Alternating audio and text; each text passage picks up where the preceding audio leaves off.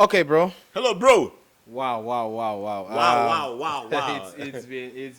It's been an amazing day. Yeah. I see. And look at how you are blowing like an ambulance. Of course. Beautiful night of football, man. Yeah, it's just a passion. Okay, we saw this one from Algeria versus Angola. It ended in a draw. We could see what's his name, Bounedjah, scoring the goal for Algeria, and Mabululu coming in as a substitute and then getting on the score sheet and equalizing for Angola from the penalty spot. Amazing game. So they had to share the points. And one funny thing about this Afcon, it's been full of draws. Most of the matches. I told you yesterday, right? Yes, so you just reminded me today. We've already had two draws today and one win. Same thing that happened yesterday. One win, two draws. Wow. Well, it spells a whole lot. Another entertaining football. But then, there's one unique thing I've noticed for this from this Afcon, season Afcon. Okay. Smaller teams are like, we no go gree for the big teams. So indeed, technically, the team for 2024, we no go agree for anybody. Yes. Has come to play. Yeah, it has come to play. The FIFA from Nigeria has gone to the entire African continent to say that the small teams are telling those big teams out there, we don't agree for anybody. And that's what happened today. At the expense of a penalty kick. In fact, it was the only on-shot, what do you call it? Directed shot by the Angolan team today. One shot, one goal. That's what happened today.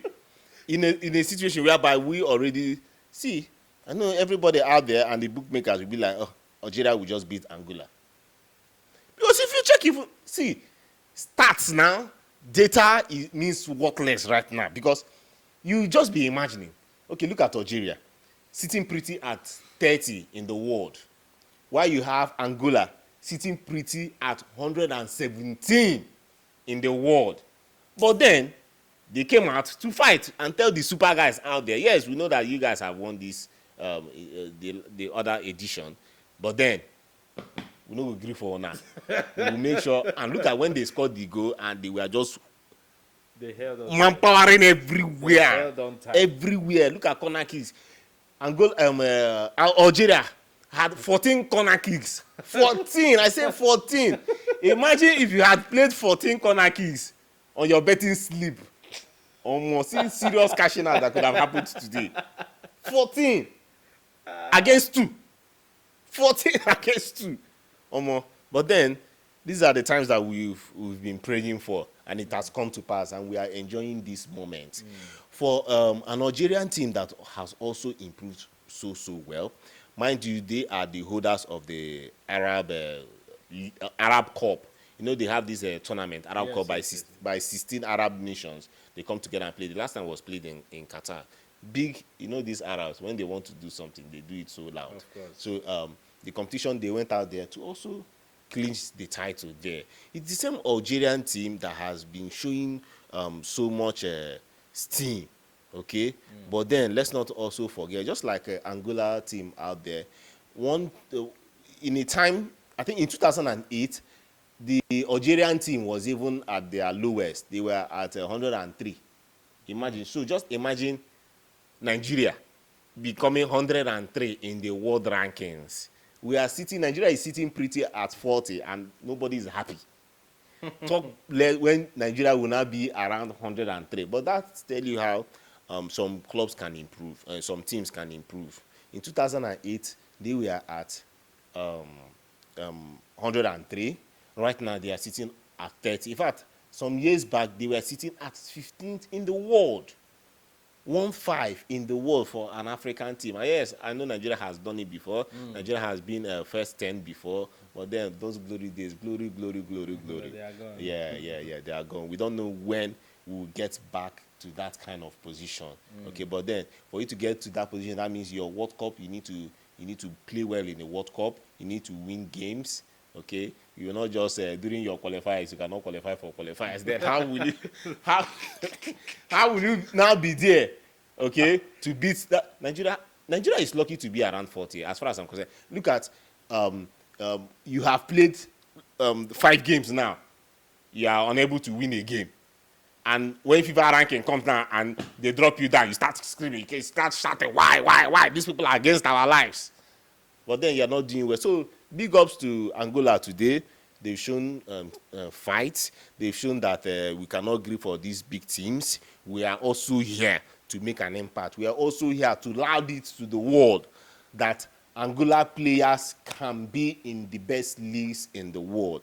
And look at, even majority of players in that Angola are playing in their home ground. Yes, sure. Majority too are even now playing in Africa. The person that scored the penalty today plays with Al Ittihad of Egypt. That is why that not this. I know maybe not you're of thinking of Saudi. Saudi Arabia. No, the one of Egypt. That is where he's playing. That's Mabululu. Yes, the Mabululu guy. So you find out that African League is doing well. I know there are stumbling blocks here and there, but then we can do better. Many persons are playing at home and they are making impact. So I hope that this will continue. Today has shown that Angola, they are a good team, because yes, I understand the Algerians played, but then at the end of the day, what will you be checking? You will also be checking the scores. Just like some Nigerians are saying, Nigeria played so well yesterday. At the end of the day, it is 1-1. That is what will be recorded, and these matches will not be replayed. Like when we are younger, they will say, FIFA has cancelled the match. There's no cancellation of match here. It has happened, we have to move on. So big congratulations to the Angolan team today. All right. So let me just ask you this question before we wrap this up. You know, there's something I really observed about this Afcon from its inception, and what is that? You see teams who are making impact, like teams who were not actually on the radar, teams who were not highly rated. They are making so much impact with home-based players who are playing in their country's league, and we see this type of things. Now, is this some sort of, now I will always focus on Super Eagles. You know why? Because I'm a Nigerian, and though I choose to broadcast all these other games, but I still have, you know, this personal thing towards my country, Nigeria. Now, will you say some of these things these other countries are doing, making use of their home-based player, is this kind of an eye-opener for the NFF, talking about the Nigerian Football Federation? Is this an eye-opener for them to give chance to most of these homegrown players? See, my brother, it's not even NFF only matter. The matter is wide. It's plenty. Now, when a team, back in those days, it's about, if you are hosting a club, you will not lose. If you are the home team, you will not lose a match. Worst case scenario is a draw.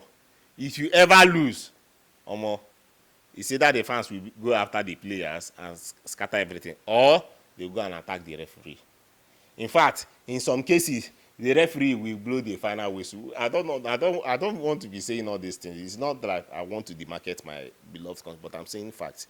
When some referees, a match wants to end, they will just stay by the touch line, blow the beep, beep, beep, beep, beep, run inside.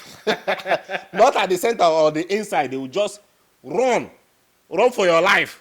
Because we've seen incidents where referees were molested, were abused, okay? But then you ask, what was done, okay, when these incidents happen? So it's not just about the NFF. You find out that there is a big vacuum there. And when you also ask, the football, it is not also attractive for investors to come in. These are the issues here. If it's attractive, if it's open for people to come and watch, and the worrying part of it is that I understand poverty. South Africans are poor too. You cannot shy away from that. But look at how they go out there to watch their games. Okay? Because they've made it very attractive. Because some even South Africans don't want to even, when they consider some contract outside Nigeria, they say, no, let me stay with my country. But in Nigeria, for almost everybody out there, when you flash a contract outside Nigeria, they just want to grab it, because they don't feel that our leagues can improve. They don't feel that we have what it takes to sell this league. But then we have those talents here. So I hope, not just NFF, like I say, it is a joint affair. It is a joint stakeholder thing. So I just pray that the right people should come in power, the right people should take this as a major project to make sure that our leagues come back. If you commit, because one thing, like I said, is people committing all manner of offenses and they don't get punished. Commit the offense, then you get punished. That means we will not see a repetition. You come inside a pitch and slap a player, or you slap a coach, or you slap a referee, you should be serving like 10 years. When you are serving like 10 years, another person here that, this person beat person and he's serving 10 years, it will make everybody to push back and behave themselves. I think discipline is a major problem that we face in our league in Nigeria.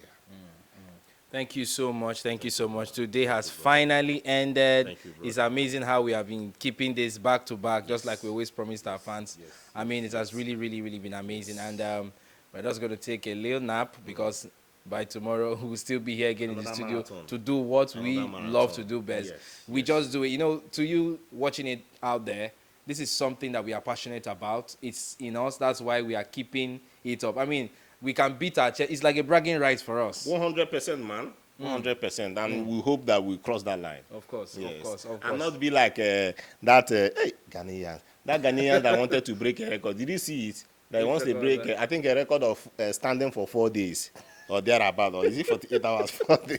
But at the end of the day, he only stood for 4 hours and got tired and sat down. So please, we hope, and we pray that God will give us that strength to push through and make sure that we give you this content and everybody will be happy, everybody will learn, and also be able to subscribe to our channel and hope for the next project. This will not be our best project. Of course. We'll go further. We have many things in store for our fans out there, and we'll be happy that everybody that is watching this video will join in this our journey. Thank you. Amazing, amazing. Thank you so much, Mr. Thank you, Victor. brother. Thank you. Have a lovely night rest. Yeah, man. Thank you.